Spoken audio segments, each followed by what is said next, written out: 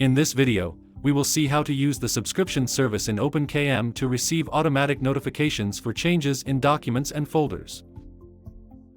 The OpenKM system subscription service allows users to receive automatic notifications about changes in their preferred content. Users can subscribe to documents or folders, ensuring they are notified of any changes affecting their files.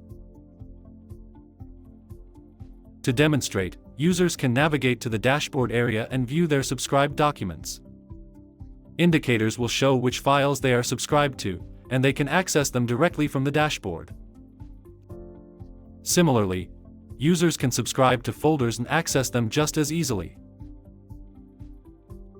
Users can manage their subscriptions by subscribing or unsubscribing as needed. Once unsubscribed from folders, they will only receive notifications about documents.